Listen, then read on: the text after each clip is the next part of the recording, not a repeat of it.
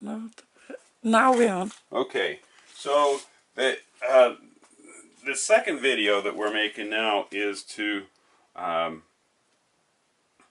is to tell what needs to be done. Since we did the upstairs heating system because it really needed to be done, and the basement we consider kind of optional at this stage. We're going to see how cold it gets down here. We're a little bit concerned about freezing, and if it gets that cold, then we're going to have to get down here and do some work and get it running. But right now, we're going to try to get through the winter without having heat down here for this first winter. When we do get rolling with it, wanting to put the second manifold in, we're going to attach the hot coming in here is going to go out to the new hot side of the manifold, and the coming back from the cold side of the manifold here, and then this is the part that's going to go the cold side of the mixing valve. And we're going to take that and put it over.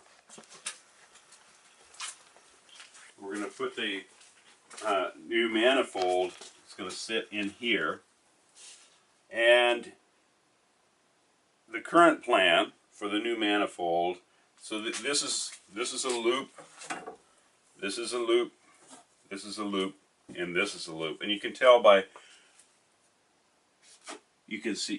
when you do that, you get air blown back in your face, and so you're getting, that those are the loops. What we don't know is where those loops are in the floor, and that's a little bit frustrating. That's a function of the fact that we didn't leave on great terms with the not bad terms terribly, but not great terms with the contractor who wanted to do some old-fashioned work, and Casper and I wanted to do new-fashioned work.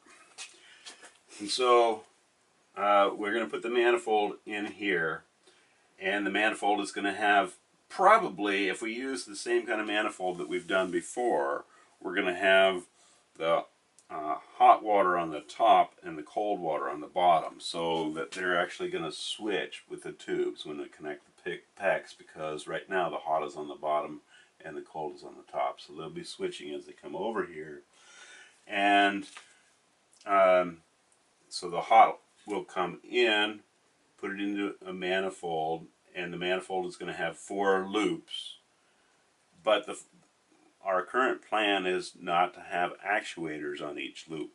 They still will need to be balanced for flow, but they're not going to have actuators on each loop. So instead, it'll come back to the cold, and the cold will come back, and between here and the cold over there, our plan is to put a single zone valve control with a 4-wire actuator, and that's going to go between here and there. And there's a wiring, and we'll probably put that in a second video about how to do that, but I don't think we have to buy anything else. I think that if you look at that one Uponor wiring instruction, we can do it and use the existing relay, the existing transformer, and we're going to have one thermostat down here for all of the basement, and that's going to go into the existing relay and transformer without even having a control box. So we're not, if I understand it right, we don't need another control box. The other thing that we are going to have is we're going to have coming out of here is going to be the cold that's going to go into the cold side of the mixing valve.